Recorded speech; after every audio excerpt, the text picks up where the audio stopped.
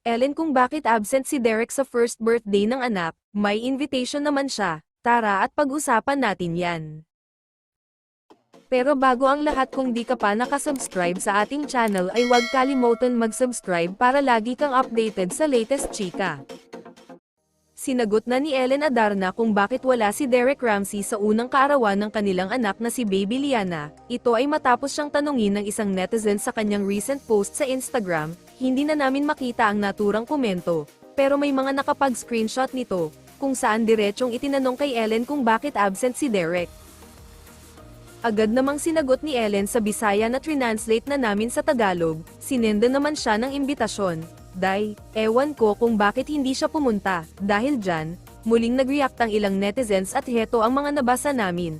So treated as guest na lang at ini-invite pa si Pedir. Wala na nga sila, kailangan pang imbitahan, at di siya kasama sa pag-organize ng birthday ng anak. Ang lungkot naman, bakit Senador Dan pa ng invite? Tatay naman yun, ibig sabihin di na sila sa iisang bubong. Isn't it dapat parents ang host and no need to invite kung okay pa sila? Magugunitang naging usap-usapan ang bonggang first birthday party para sa anak ni na Ellen at Derek, dahil na rin napansin na wala ang huli. Ang mga present lamang doon na nakita sa pictures ay ang mommy ni Ellen, mga kapatid niyang lalaki, si Elias na anak niya kay John Lloyd Cruz, at kaibigang si Beauty Gonzalez. Matatanda ang ilang beses nang itinanggi ng dalawa ang isyong hiwalayan, pero tila hindi pa rin mapawi ang mga espekulasyon. Hanggang ngayon ay tikom pa rin ang bibig ni Derek sa naturang isyu, habang si Ellen naman ay chill lang at todo tutok sa pagiging hands-on mom kay Baby Liana.